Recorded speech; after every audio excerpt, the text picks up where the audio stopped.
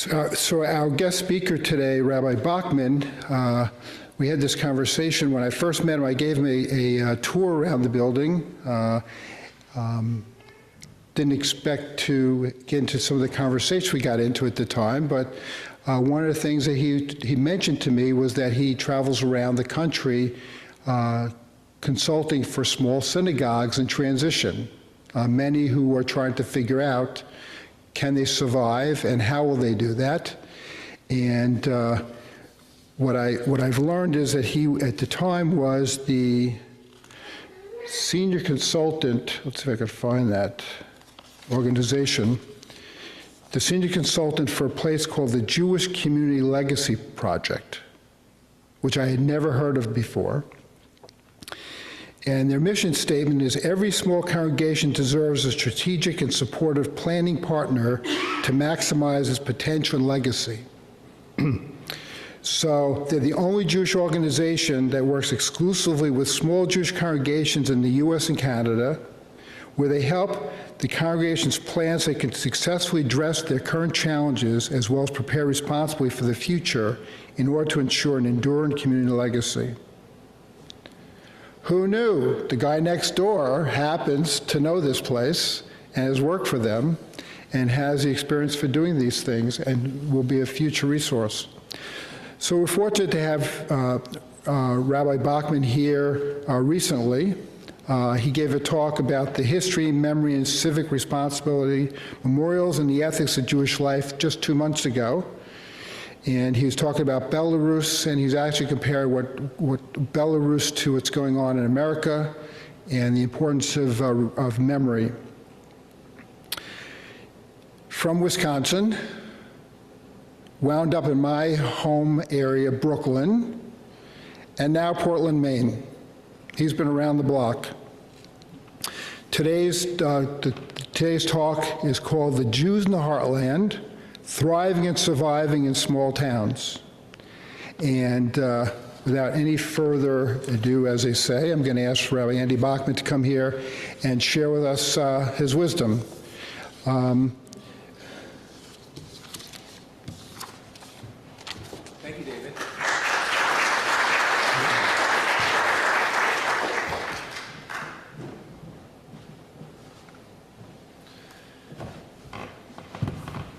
Okay, let's see here. First of all, hello everyone again, great to see you. That was a very inspiring annual meeting, I have to say. Congratulations to all of the honorees. And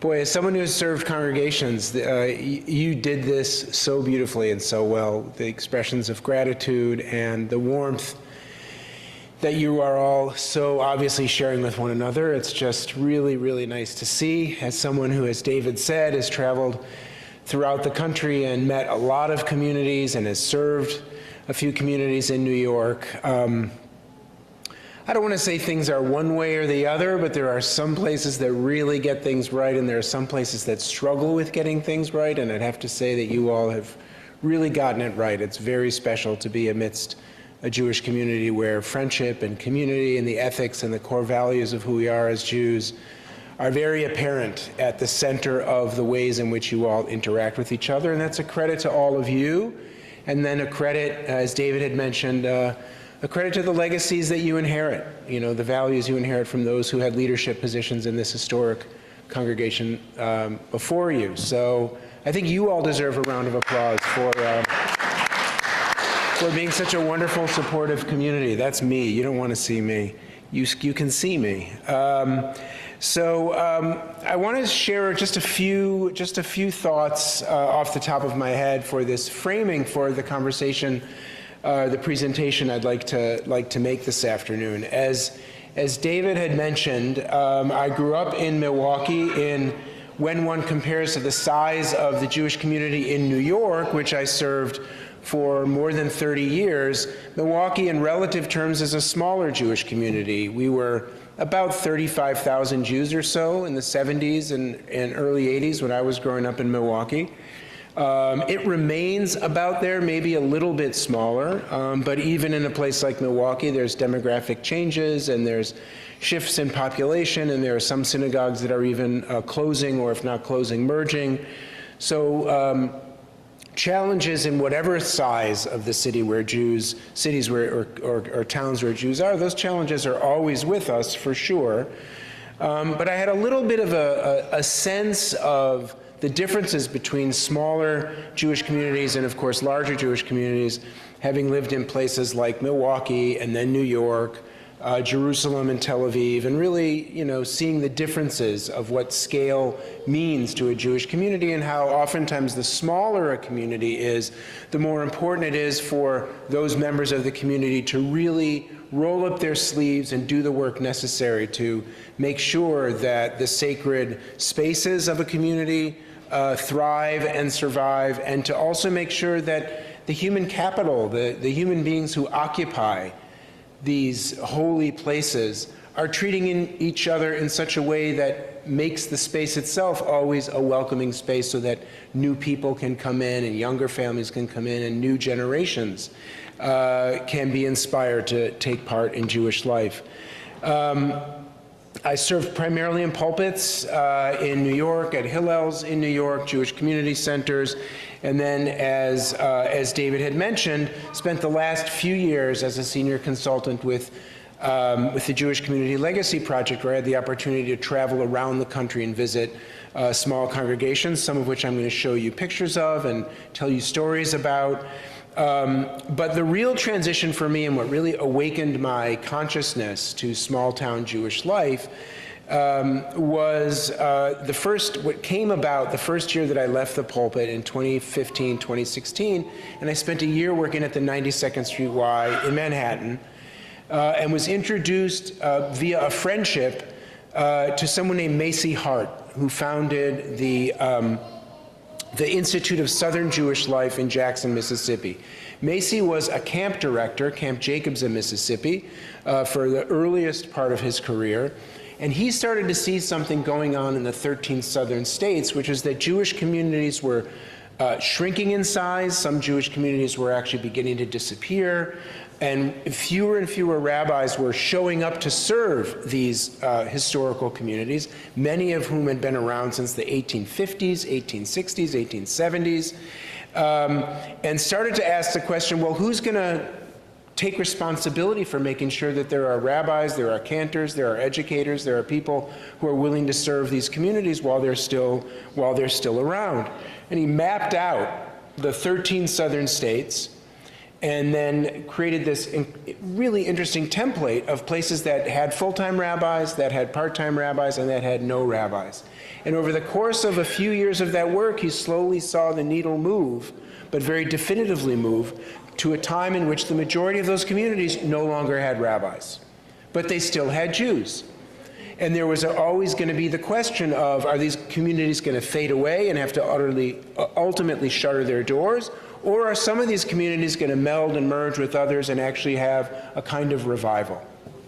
And I think that dilemma is best typified through a story that I had heard directly from someone on one of my talks and one of my visits to a congregation in Greenville, Mississippi, which is right in the heart of what was the Cotton Belt. It's in the Mississippi Delta. Greenville is on the Mississippi River. And because of all of the commerce that you could imagine during the great days of the cotton industry in the United States in the 20th century, there was a lot of business in Greenville. It was once a thriving river town, and anywhere in America, generally where there was a lot of business and thriving towns, you would actually also find Jews. So the main street in Greenville, Mississippi, at one point in the teens, 20s, 30s, and 40s, most of the businesses, over 70 of them, were owned by Jewish families. By the time I visited the congregation in around 2017, 2018, there were fewer than 50 Jews left in Greenville, Mississippi. Their main sanctuary, not unlike this in some of its design, held at its height over 1,200 people. And for the high holidays, any given year, they'd be lucky if they had 50 or 60 people. So they clearly were in a place where they no longer were what they were. And in the middle of my talk, when I thought I was giving them so many interesting, pieces of advice and anecdotes about ideas that they could have in order to survive and to thrive as a continuing community, I told the story of when Isaac Bashevis Singer won the Nobel Prize for Literature. Now, of course, Bashevis Singer wrote in Yiddish. And when he won the Nobel Prize for Literature, a reporter said to him, "How does it feel to have won the Nobel Prize in a dead language?" And Isaac Bashevis Singer said, "Hey, there's a long distance between dying and dead." And that's what, when I mentioned that line, as a kind of, thought like, look, it could be decades before this community decides to close its doors. And the president of the synagogue stood up and he said, "With all due respect, Rabbi," in a southern accent, I won't imitate it. He said, "With all due respect, Rabbi, do we look like we're dying?" And that's when something really clicked for me, that the work of organizations like JCLP or the Institute of Southern Jewish Life, organizations that really care about small communities, the question is not, are you dying or when will you be dead? The question is, who are you now and what do you need in order to survive and thrive? And, I was thinking about the joke about gefilte fish, and the idea that the Exodus itself is a kind of metaphor and an operative metaphor of Jewish life for a reason. We pray, we daven, we remember the Exodus from Egypt in our morning prayers and in our evening prayers. Twice a day we remember the Exodus from Egypt. Why? And one could say, and we usually say, because we value our freedom and because when we came out of Egypt, God gave us the Torah and we observe the laws of the Torah, and this is what helps Jewish communities thrive. But another way to also hold the operative metaphor of the Exodus close, and I'm grateful for the joke because it made me think about this idea, is that really you could argue every generation of Jews is always going through a kind of an Exodus, from a state of one change into another state of being. We are not practicing the exact same Judaism that our parents practiced, or that our grandparents practiced, or that our great-grandparents practiced. We're always changing. We're always growing. We're always evolving. And so that's also true about Jewish communities. Perhaps one never would have imagined, as David, you said in your remarks, that this community was going to survive 30 years ago. And yet, it's not only surviving, but it's thriving remarkably. And you're actually experiencing growth. Where I'm now currently serving, I just finished my second visit, so I don't have too many concrete conclusions yet, but I just started serving as the rabbi of the Jewish community in Laconia, New Hampshire, called Temple B'nai Israel. It's been around for more than 100 years. And they're going through a very similar process and actually experiencing a kind of resurgence and a kind of growth, and it's surprising everyone, but they're quite thrilled about it. Now, what are the reasons for these kinds of changes, right? One of the main reasons that we know, and I'm not sure if Matt Boxer mentioned this, but there's a lot of growth and change in Jewish communities around the country right now, mostly as the result of climate change. And people making very, very clear decisions to retreat from certain coastal areas where there are lots of large cities, where there are incidents of, let's say, in the Los Angeles area, for instance, one of the largest Jewish communities in the world, but you have a very unpredictable climate situation with regard to wildfires. In the Florida region, throughout the South, and parts of the East Coast as well, you've also got some demographic changes taking place, even in places like New York. The number of tens of thousands of Jews who permanently left New York after Hurricane Sandy, and many Jews who continue, and others who continue to leave certain coastal areas as a result, means that some of the fastest growing urban areas in the United States right now are actually in the Midwest and in the Great Lakes region. I think Fortune magazine recently published last week, and the Wall Street Journal did an article about it, very interesting to look at. The highest real estate growth areas in the country right now are almost predominantly all in the Midwest, away from the coasts, in what are considered safer areas in an era of climate change.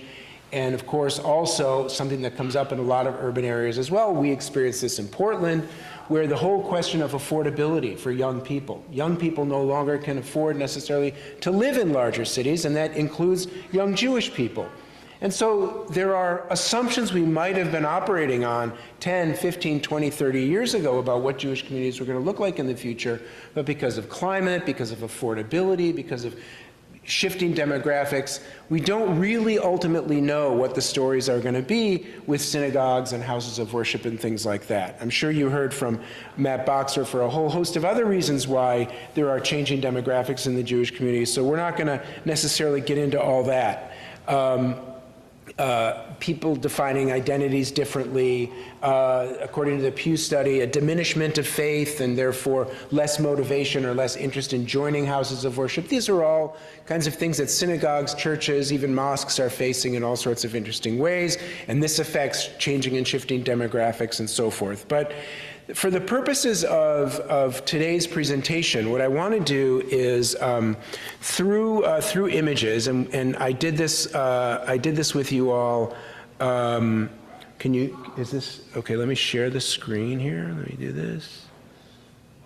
And hold on. How's that? Good, okay, great. Now, let me go to this thing where I present it, hold on. Bear with me.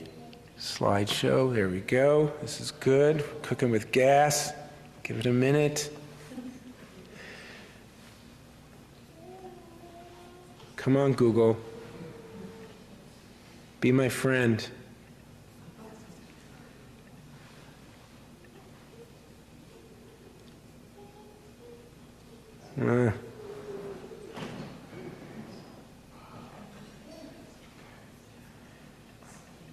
Nothing's moving at all here. Let's see what you're connected to here. Okay. I'm going to stop sharing. Let's see your network. Okay, let's. Yeah, it should be working. Sorry, let me just see.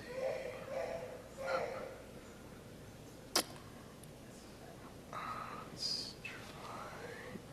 Actually, let's try in a different browser. Really? No, let's just see.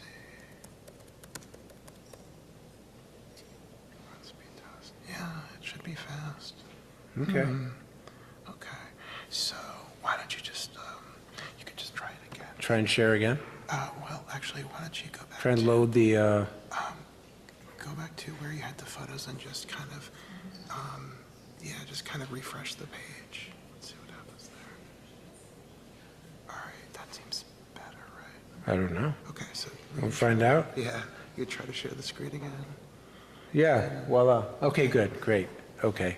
Of course, that's when I went to slideshow that was the problem. So maybe I won't go to slideshow. Okay. There we go. Good. Okay, we're cooking. All right, great.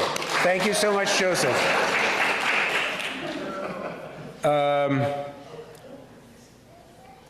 Oh, I don't want to go to slideshow. Hold on.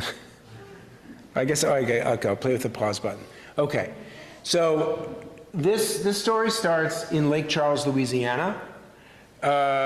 This is Temple B'nai Israel in Lake Charles, Louisiana. Been around since the 1860s, founded by German Jews. Was one of the first places I visited on my tour of southern congregations. Beautiful exterior to the building. At most, they'll get 20 people on a Shabbat. A synagogue whose president was a convert to Judaism, something probably that would have been unheard of at the synagogue's founding.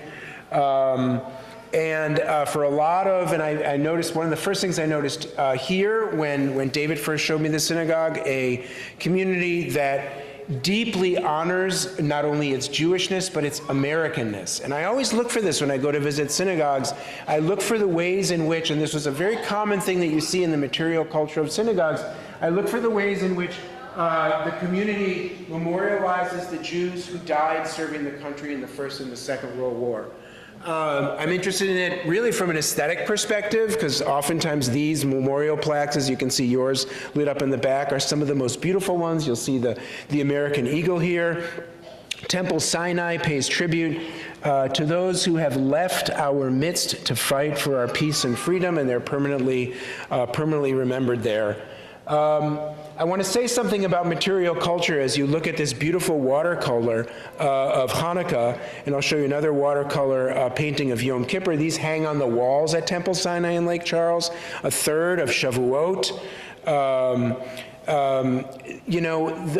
There's a scholar at Case Western University named Alana Cooper who's finishing a manuscript of a book about the sacred material culture of synagogues that are closing and what one does with them.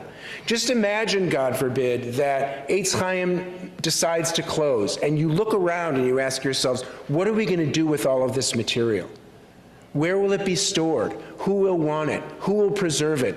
What are the stories that future historians are going to want to be able to tell about the architectural significance of these particular menorahs? What about the lanterns that hang from the ceiling? What about the collections of books? What about the pews? What about the Ark and the Ark's design? All of these kinds of things actually tell the story of the history of the Jews and the Jewish experience in the United States. And so there are scholars already at work in a variety of institutions around the United States really trying to come up with strategies for what to do with the material culture of Jewish communities that close. Probably the most well-known archive is the American Jewish Archive in Cincinnati, which is part of the greater campus of Hebrew Union College, which only in the last couple of years decided to close its rabbinical school in Cincinnati as a result of changing demographics. The archive remains. So if you're a Reform synagogue and you're affiliated with the Reform movement, maybe you'll take your material culture and you'll have it put into the American Jewish Archive in Cincinnati.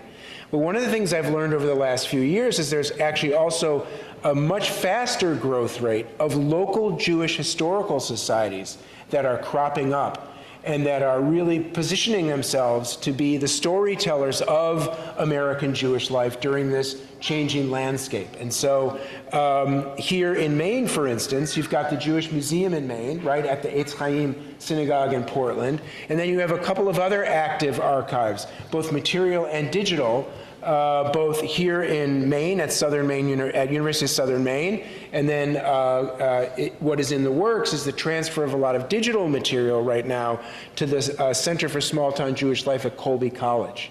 So what's another kind of interesting thing here is that as communities change and kind of ask the questions of what one should do with their archives and their material culture and all of the digital archives that we're creating, now that we're living in a digital age, is where does this stuff ultimately reside should places close their doors?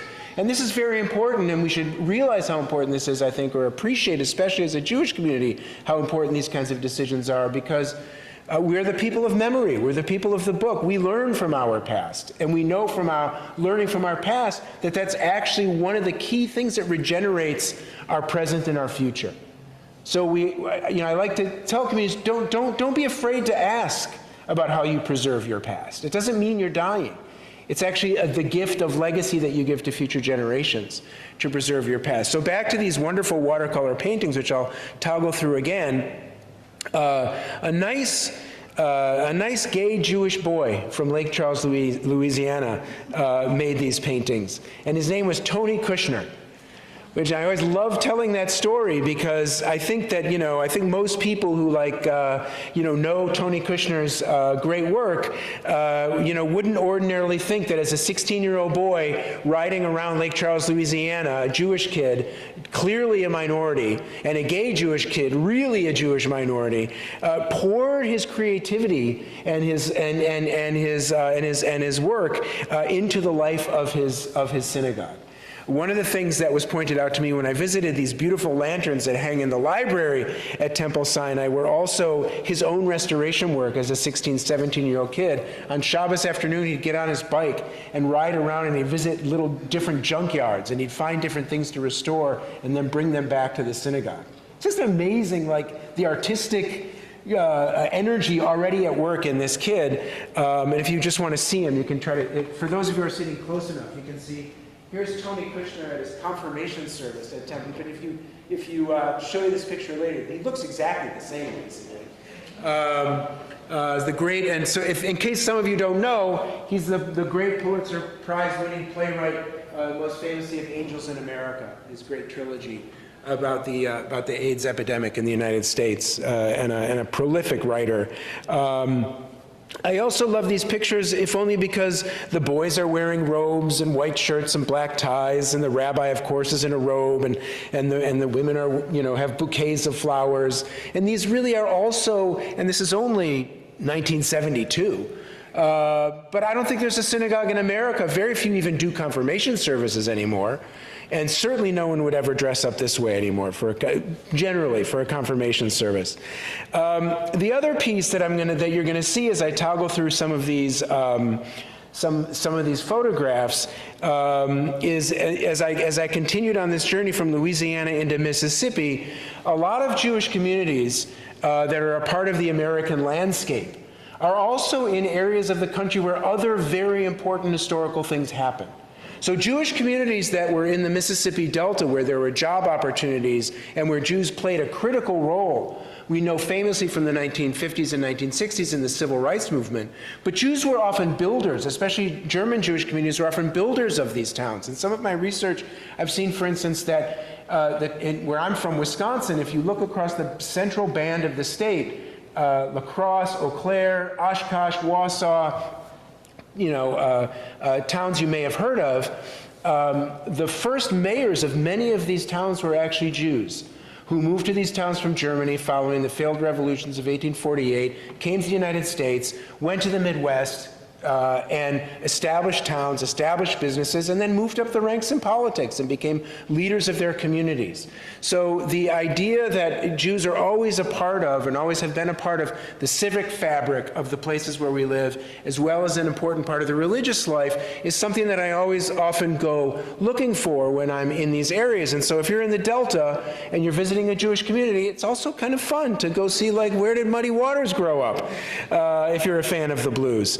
This cotton field right here is where his house actually was.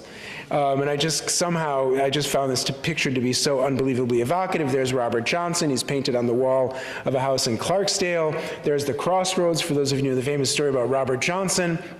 The Crossroads in Clarksdale, Mississippi, that's where he made his pact with the devil. For those of you who are Bob Dylan fans, Highway 61 starts in northern Minnesota and goes all the way down to the Mississippi Delta. This was Bob Dylan's Highway 61 Revisited. So there you can take a kind of a Jewish music journey into the South to the Crossroads. This is Abe's Barbecue, in the Delta. I don't know what the pig is doing there. that's not kosher. That's not okay. But I ate there and I really enjoyed it. And then I learned that Abe is Lebanese. He's not Jewish, but what are you going to do? It was still a Jewish experience. So, the idea of kind of playing with the greater areas in which the Jews live and the stories that they tell. And here I'm gonna push through a few images and show you. Here's a Confederate statue. This is in Money, Mississippi. There's some words inscribed in the back of the statue that glorify the Confederacy and hope that one day the Confederacy will rise again. This is the infamous courthouse in Money, Mississippi, where the two men who brutally murdered 14-year-old Emmett Till for whistling at Carolyn Bryant at the Bryant Grocery were acquitted, and then they bragged about the fact that even though they were acquitted, they still did it. There is a sign outside the courthouse that indicates this is where the Emmett Till murder trial took place. Now, you might ask why I'm so passionate about this in a Jewish presentation. Well, I'll tell you. The Jewish community of Jackson and its rabbis, historically, were often living under threat during the civil rights movement because, as Jews, they took very strong stands in favor of black civil rights. And as many of the synagogues in the South actually hosted many of the Jewish freedom riders from the North who went down to the South for sit-ins and for the freedom rides and to help register blacks to vote. And of course, many American Jews know the story, and many other Americans know the story, of Andrew Goodman, Jewish boy from New York, Michael Schwerner, Jewish boy from New York, and then James Chaney, who was their compatriot, of SNCC, Student Nonviolent Coordinating Committee, one of the key organizers of the freedom rides and voter registration. They themselves, in the summer of 1964 in Philadelphia, Mississippi, all in the same area where there also are synagogues and also churches, historic Jewish communities, they were murdered by the Ku Klux Klan. right? And you can see a memorial to them. Now, you might also ask yourself, well, why is this sign down?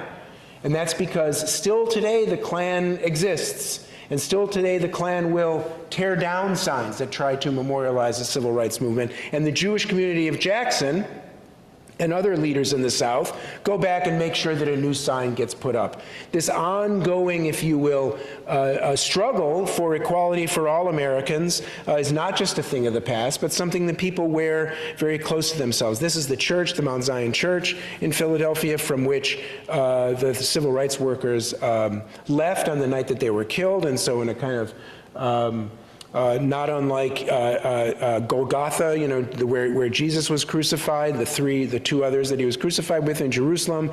And when you look closer at this cross, Goodman, Cheney, and Schwerner's names are in it. The Black Church in Philadelphia kind of memorializes, if you will, the Jewish civil rights workers in this way.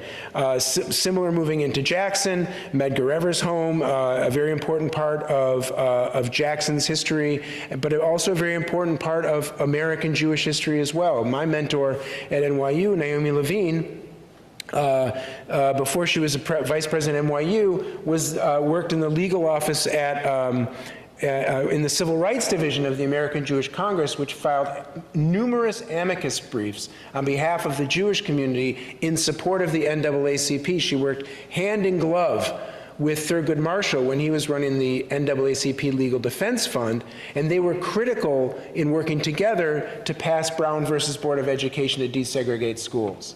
So the idea that locations tell stories, you know, Medgar Evers ran the Jackson Civil Rights Office. He worked with Jewish community leaders in the North to make sure that various Supreme Court cases would get heard. So one doesn't just travel to a place and just visit a community, do Shabbat services and leave. One gets to know, one gets to understand the general culture of a place, which is what makes, in some ways, perhaps most significantly, small town Jewish life or smaller town Jewish life a much more interesting place to be, because the history is real. It's lived.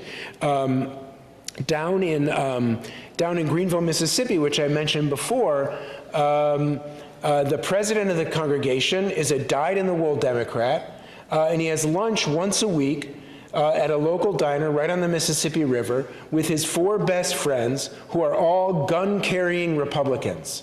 And they invited me to the breakfast. Oh, Benji, you brought your northern gun-hating rabbi, liberal Democrat to breakfast with us? Ha, ha, ha, you know, and we're all laughing around and joking around. But the point is that the intimacy of those friendships, because they own businesses together, they live next to each other, they know each other, they care for each other's families, their kids go to school together. These are the kinds of experiences that I know this as someone who was a New Yorker for 33 years, you can really live in your bubble when you're in a larger urban place. But when you live in a small town, you know your neighbors. You know who your neighbors vote for. You know what your neighbors believe. And you have to decide in the intimacy of small town whether or not you want to get along with your neighbors despite your differences.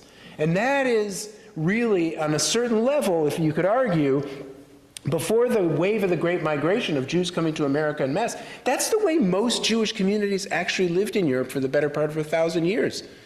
We lived amongst our neighbors. We didn't live in exclusively Jewish areas. It's a relatively modern phenomenon. It's always something that I think is worth pointing out when we think about small-town Jewish life. One of the things I love about walking around small towns is seeing the remnants of Jewish commercial life. You know, I'm a person who, generally when I walk around a new town, I spend a lot of time walking with my head down, because I'm always looking for what I might trip over that might tell me a story about who once lived there before. And so and usually the smaller towns have, like you have here in Biddeford or Saco or whatever the case may be, but it's in Laconia. The downtown is a relatively small area. And you can kind of go in as a cultural anthropologist and you can see, oh, who lived here before? And who lived here before that? And who lived here before that? And you will almost always, in America, you will almost always see layers of Jewishness in those places, you know? And so I find that to be a very entertaining thing here. The Coen brothers no longer run this place, but these fine folks in, I think this was in Bowling Green, Kentucky, they honor this stuff. There's Lot Furniture. This is, I just heard, there's Orkin's Jeweler and Colonial Bank. See, jewelers and bankers. I just like that doorway. That's not important. I see Levy. I'm going to stop on this one for a second because this is a good and a worthy story. This is Temple B'nai Israel of, let's test your music history, Tupelo, Mississippi. Who's from Tupelo, Mississippi? Elvis Presley is from Tupelo, Mississippi. They lived there for a very short time. Wonderful Reformed Jewish community, still holding on. This is what confirmation once looked like in Tupelo, Mississippi. I mean, the white jackets, the bow ties. The rabbi was having none of it. Did not look like a very jolly fellow. But, you know, maybe that was just for the picture. That's Rabbi Maury Stein. But this is the community in Tupelo. Wonderful people. Really terrific. Excellent hosts. I had a great time there. See, this is the dawning of the selfie. This is like 2018. Like we were all just starting to do selfies then. Remember those days? It was like a new thing. Very, very committed to and very proud of. Again, speaking of material culture, I'd never even finished Alana Cooper's point from Case Western. I want to finish that point. What a community chooses to show on its walls tells you what that community believes about itself. You know, it was one of the first things that really struck me when David showed me your sanctuary, your library, downstairs, your social hall. What you show on the wall says who you are. It's just like our homes. And so when you welcome people in, you know, you're inviting people to experience the history, the joy, the reverence that you have for what your community is. Tupelo Jewish community was very proud of its efforts to donate money to make sure that Israel could come to be as a state. The United Jewish Appeal was the organ through which American Jews made donations to help establish the state of Israel. Proud members of B'nai B'rith for over 100 years. There's their certificate, another confirmation photo. There's me with the leadership of Tupelo. I like this just because, again, it's material culture. The Presleys in Tupelo lived in a shotgun house. Kitchen, bedroom. Elvis slept in the bedroom with his parents as a young boy. And then because of job opportunities and because Tupelo really was on the outskirts, they moved to Memphis. And it was in Memphis where Elvis famously started the rumors that possibly someone was Jewish. Above them lived the Fruchters. And my friend Yoshi Fruchter is a wonderful musician in New York. His grandfather was an Orthodox rabbi in Memphis, and that's who Elvis was famously the Shabbos Goy for. There's one or two records where Elvis is actually wearing a Star of David, and one of his records, this menorah, appears in one of his record covers. And so the small little Elvis museum in Tupelo, they're very proud of that. Another thing I learned from Macy Hart, people say to me when I tell them I travel down south, they're like, I'm kind of afraid to do that as a Jew. And one of the things Macy taught me is, it's the opposite. Believing Christians throughout the South have an unbelievable reverence for Jewish communities. Racists are racists. The Klan is the Klan, you know. But the believing Christian churches love and revere their Jewish neighbors. And I'll have to tell you, you know, I've experienced that just in the first 2 weeks in Laconia. The letters and the emails, I don't know if you experienced this at all, Beth, as a clergy person in Maine, but the letters of welcome that I've received from Christian clergy since starting have been wonderful. And I've experienced this just throughout my work and throughout my travel. It's not, you know, the perception is, oh, the Christians are anti-Semitic in the South. Simply not true. It's just simply not true. The sense of hospitality, the sense of reverence. We have the Torah, you know, and they really appreciate that. Even in Tupelo, right, Freedom Riders went there, always a Jewish encounter. This is just some food stuff we're going to skip past. This is in Brownsville. Is this? Let me take a look here. Yes, this is in Brownsville, Tennessee, a community that still exists. Very few families left. Beautiful building on the National Register of Historic Places in Brownsville, Tennessee. Brownsville was one of the seats of the KKK for many years. A number of lynchings took place in Brownsville. You can look that up. But now, as shifting demographics go, it's a majority African-American city. And for the first time in its history, the mayor is black. And so the synagogue, beautiful ark, That's marble, carved into marble. Beautiful little sanctuary, always a sanctuary since the 1870s, exclusively a synagogue. They can't fill it with Jews. They don't have services. Only on Rosh Hashanah and Yom Kippur, people come back to Brownsville to honor. We experienced that in Greendale, Mississippi as well. There's 2 Jewish people, 1 family left in Greendale, Mississippi, but they'll get 45 or 50 for the high holidays because people will come back home for the holidays just to honor the legacy of the synagogue. This is the annex of Brownsville City Hall, which is a testimony of the long-standing 150-year relationship between the Jews of Brownsville, Tennessee, and the city. So the mayor often gives like state-of-the-city addresses from the synagogue in Brownsville, which I just absolutely love. Here's one of their menorahs, which I just love to see these things. There, look at their stained glass with that eye looking down, and then the Shema Yisrael etched into the stained glass. And then I could really go on, as you know, and I'm happy to maybe begin to wind down and take some questions. So I want to just toggle through a few quick things here. The other piece of material culture that I want to make a point about are cemeteries. When I visit places, I always will say, take me to your cemetery. You know, I want to know 2 things, basically. One, what's your relationship to it? You know, some Jewish communities really take care of their cemeteries very, very well. And some Jewish communities don't. And it's heartbreaking. I mean, I think I showed you some of those pictures a few months ago when I spoke here of, you know, overgrown grass. And these are places in Belarus where Jews no longer live because the Holocaust murdered them all. So there's no one there to take care of the cemeteries per se. But in communities in the United States where there still are Jews, our own habits and relationship to death and dying and burial are changing to such an extent that Jews are spending generally less time in cemeteries. Or in communities where Jewish communities have just simply disappeared or shrunk. Superior, Wisconsin has no more Jews. But there's a beautiful Hebrew cemetery there. Who takes care of it, right? Eau Claire, Wisconsin, it's got 18 Jews left. Who will take care of their cemetery when they're all gone? So these kinds of questions, I think, are very important and very vital to ask because we are the people of memory. We are the people who visit graves. We are the people who leave stones on graves to mark that we were there. So there's our relationship to them that's very important. But then there's also the fact that they themselves are repositories of very important history. This is in Brownsville. This is Mayor Grunwald. And it says very clearly he was born in Hemschbach, Rheinpfalz-Bayern. That's near Munich. That's Bavaria. It says when he died, in the 18th days at Kislev in 1871, he was 75, which if you do the math, that means he was born in the 17th century, the 1700s. He was born right after Jews received civic emancipation. In Germany and France, Napoleon didn't free the Jews and gave them citizenship in about 1801 or so. So this person was born when Jews had no citizenship in Europe, and he lived to see Jews get citizenship in Europe, and then he came to the United States. So just think of those layers of history right there.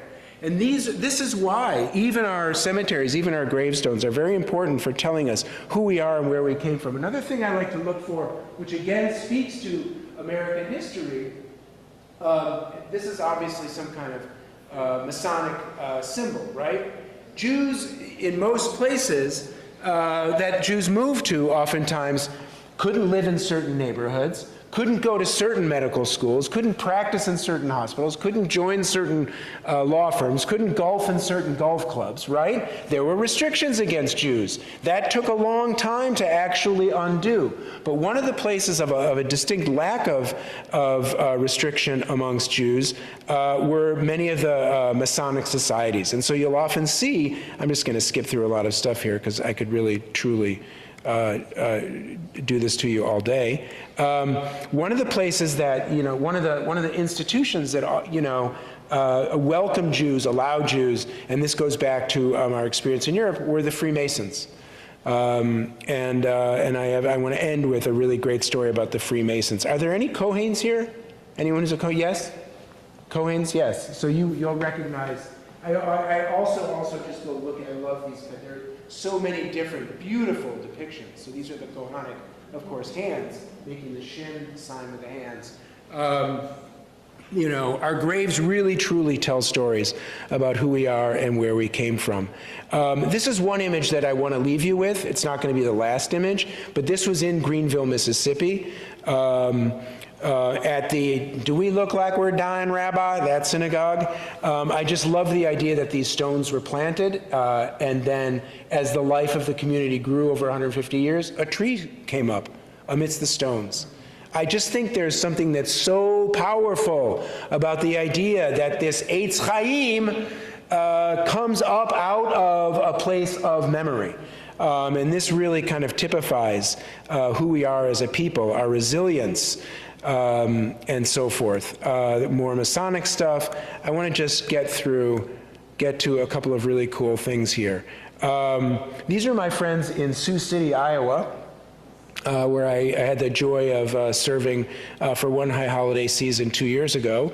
And this is at the Sioux City Country Club, which was failing and running out of money in the 1970s. And the leaders of the country club finally came to the Jews of Sioux City and said, okay, we've not allowed you to join for the last 50 years, but we need you and we need your money. They let the Jews in. And now they love to tell everyone that they all sit at the same table, these Jewish leaders of town. And everyone's like, there they are, the Jews who saved the country club. I love it so much. My friend Steve Mazie is a constitutional historian, and his grandparents came from Sioux City. I texted him that when I was serving. He's like, yeah, that's Grandpa. It was really cool. There's another Kohen and a picture on the stone. That's the head of the cemetery committee. Okay, moving on to my last bits. My grandmother of blessed memory, Barbara Siegel Bachman, came from Kapulia, came from Koppelminsk. I showed you some pictures of her town earlier. The reason I got to Sioux City was because I wrote about my visit to Kapulia, and I got somewhere, and I got an email from this guy, Gary Lipschitz. Can I call you? Sure. What's your number? Sure. Hi, Rabbi, this is Gary Lipschitz. That's not a Maine accent. That's not a Southern accent. That's an Iowa accent. And Jews talk differently wherever we live. Just, I don't know if you realize that. And one of the landsmen, Gary Lipschitz's grandfather came from Kapulia, Minsk. So he's like, you and I, we're from the same town. And when I finally got to Sioux City, they're very proud of this ark. There's a sculptor, a woodmaker, a junk dealer, really, from Kapulia also named Abraham Shulkin. And he was a brilliant woodmaker. And they're very proud of the ark that he carved for the synagogue in Sioux City. There were once 6 synagogues in Sioux City, right on the Missouri River. So the railroads go to Sioux City, Erie Canal, railroads the Missouri River, which is longer than the Mississippi, and a huge, important byway for commerce in the United States, if you think about it, right? Of course you're going to find Jews there. It was once a robust Jewish community of more than 6,000 people. They're down to fewer than 80. But boy, are they a strong 80 at their synagogue, Congregation Beth Shalom in Sioux City, and they're very proud of their Shulkin Ark. And it's actually considered very significant in American art history because and to prove that, the other Shulkin Ark, he made 2 for 2 different synagogues in Sioux City, and the other you can see because it's on permanent display at the Jewish Museum in New York. It's really an amazing piece of art. He made a number of things. This is a paper cut he made as a meditation to make the ark. And this is a guy who was a junk dealer, woodmaker. Like, this is what he did on the side, Shulkin. He carved these and then gilded him. That's the ark, you know, of the covenant. He's an amazing, prolific figure. This is a plate he carved. There's Moses with the 10 Commandments, looking a little bit more like Frank Zappa than Moses, but okay. We won't hold him to that. Okay, I'm going to close on this, because again, this goes back to the Masons. This goes back to something we know about small town life, and this goes back to something that we just experienced at the beginning of our meeting tonight with Beth's remarks that opened our deliberations and this a wonderful opportunity to speak to you. Security. The president of my synagogue, of the search committee, which hired me in Laconia, was the president of the synagogue at Tree of Life, Eitz Chaim, Tree of Life Synagogue in Pittsburgh, when they had their shooting. and they do something very similar to what you all just did. It's even more intense in Laconia, I think probably because of the shadow of Pittsburgh that runs into their culture. And there's even more explicit Nazism, really, around that part of New Hampshire. Several of our congregants have experienced explicit anti-Semitic graffiti and the pizza delivery thing that these right-wing lunatics do. So security is very much on our minds generally as Jews, heightened in the last several years, even more heightened since October 7th. So this is in Sioux Falls, South Dakota, where I served the High Holidays last year. I'll go back to it. Here's their sanctuary. Beautiful. There's all their rabbis. They put their rabbis up on a wall. Somewhat unusual, I have to say. Synagogue presidents you generally see, you know. Rabbis, here's their sanctuary. Decorated graves, which, you know, is always fun to see. Here's their cemetery. They keep that's Koppel, that means came from the same town as my grandma. So you see interesting things when you visit these places. So I'm going to go back and tell you one quick story and then leave you with a tearjerker, hopefully. When I got to Sioux Falls last September to lead the holidays, these 5 guys were, look at them. These Starkers were in front of the synagogue flying a drone. And there were 5 Harleys parked in front of the synagogue. And I thought to myself, and I'd never been to Sioux Falls, having even grown up in Wisconsin, I'd never been to Sioux Falls, South Dakota. I was like, oh my God. I literally didn't know what to expect. And so I sort of, you know, kind of started to approach them not knowing, are these guys here to intimidate Jews? Or what's going on here? Didn't know. And then the president of the synagogue, young guy Jacob Forstein, showed up. And he's like, Jacob. They go, hey, Jacob. He goes, oh, hey, guys, meet our rabbi. And these guys are Masons. And after October 7th, they went to the synagogue and they said, Hamas hates 2 people. We've read their charter. Hamas hates Jews and Hamas hates Masons. We will protect you from now on. And every service, they show up. They volunteer. They stand outside. Who's going to mess with these guys? Unclear whether or not they carry, but, you know, it's South Dakota, so the answer is probably yes. And the guy on the far right is Jacob, by the way.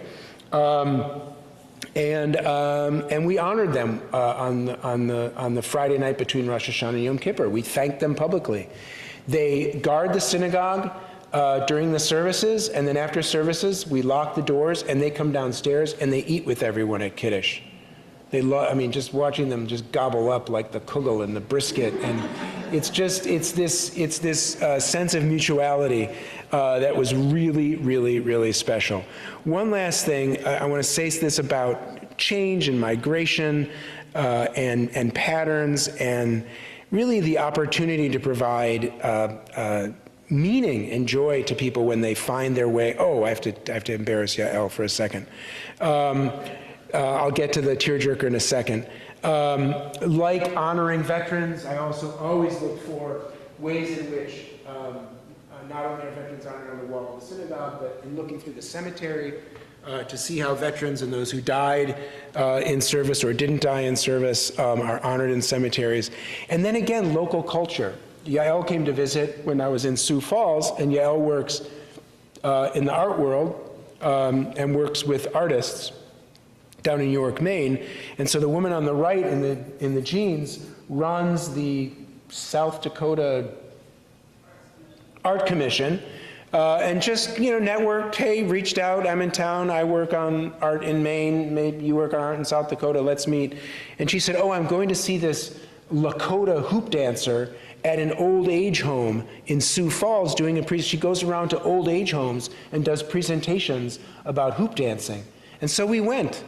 And, you know, here we are, you know, Israelis and Jews and Lakotas and Christians and elderly people, and then families of elderly people coming, and it was just like this perfect expression of what this country is and what this country should continue to be, and the role that we Jews can play, you know, in the places that we live when we get to know our neighbors and get to know who our neighbors really are and what they value, and to share with them what we value.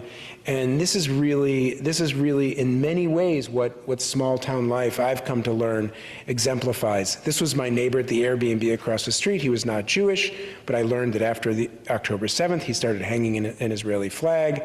And then this last little piece, which I want to share with you, it's paused. A woman who works in arts and classical music, who grew up in Sioux Falls and who moved to the West Coast to live, decided in her retirement she wanted to come back home, so she moved back to Sioux Falls with her partner. And her partner was a classical violinist who, as he aged, got Parkinson's and so could no longer play. And she said to me, you know, Rabbi, I think he'd really like to be invited to play Kol Nidre. And so I called him up, and I said, I heard you're new in town. I'm the rabbi for the holidays. Would you be interested in playing? You know, oh, I have Parkinson's now. I don't play very well. I said, well, you know, I don't sing very well either. So, you know, I think we can make this work. And I don't know if the volume will go through here. What happened? No, it's okay, but if you want the volume, you're going to have to stop the screen share. Oh, really? Okay, so... It's okay. Really? Yeah, because it's not for video. Oh, it's not? Okay. Yeah, so I can stop it, and then we can do start it up again. With share? And then click share sound and optimize video. Oh, great. Oh, And then great. you can start it up. Oh, terrific. Okay, look at that. You're smart. You're really smart. All right. Uh-oh, you can't see my secret deliberations with my friends. It's probably about the Brewers. Okay, let me just get to... It's just beautiful. We're almost there. I appreciate your patience with my technological lameness.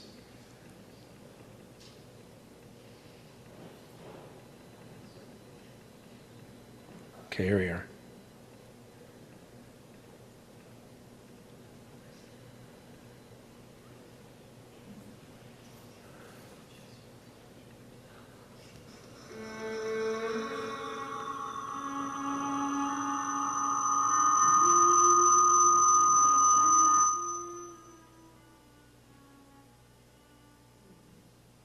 Could you hear that at all?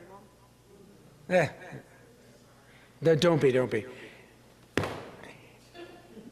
You definitely get the idea. We know Kol Nidre. It was, to me, it was, I had tears streaming down my cheek. And that was the practice session, and he practiced for a good hour. He willed his body to do it. And it was just an amazing thing to see. We went out to lunch after that, and then he showed up. He showed up on Kol Nidre night, and he was dressed in a suit, and he came to the front of the room, and it was just a remarkably beautiful thing. And I have to say that it's at that level of closeness, uniqueness, intimacy, that I think is a unique piece of small town life. And it's an honor to be able to share these stories with you, and especially just to know how much of how many of those values you all live out. And it's just, as I can't say enough, it was patently obvious, you know, from the first moment that I met David and have gotten to know many of you, how much you treasure who you are. And I just want to continue to encourage you to keep doing that. Chazak ve'ematz, as they say. You know, may you go from strength to strength in all of your successes. Thank you.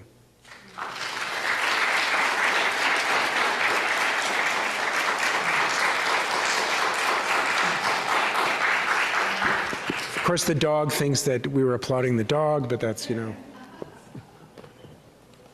Swing 1, 2. 1, 2, 3.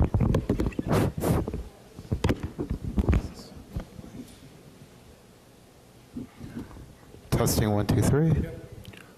Okay, and people have to speak like right into it, like right on top of it. Does anyone have any questions?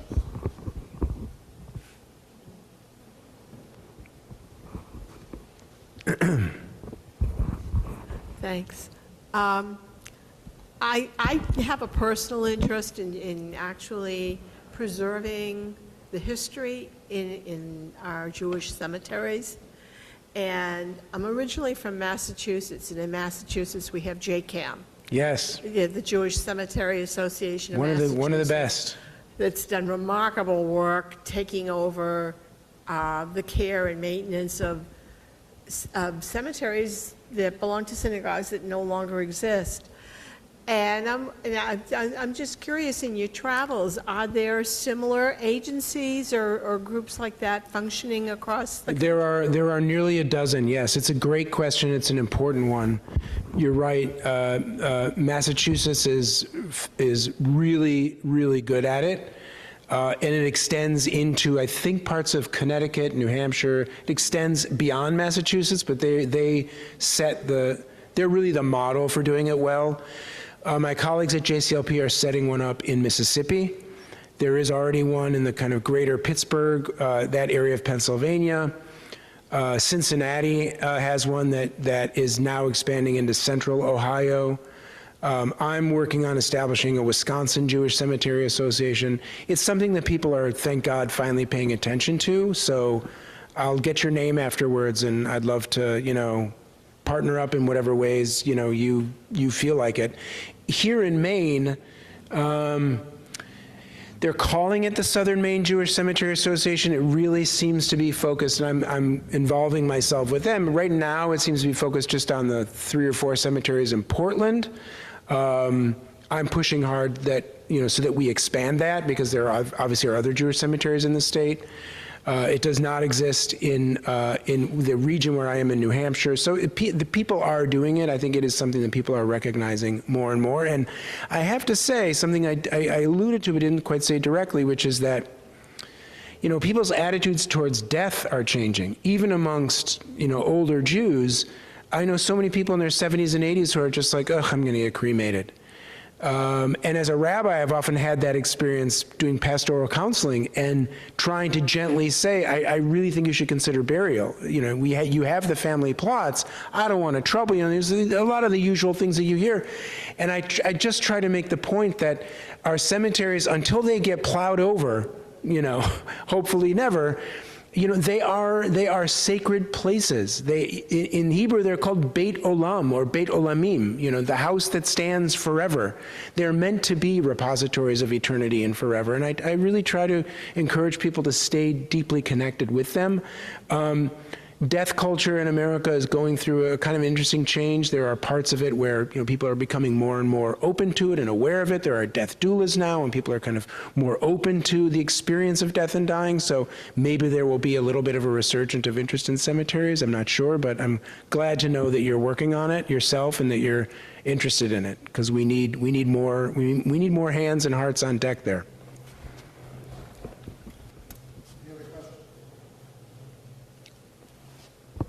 I have a question. Yes.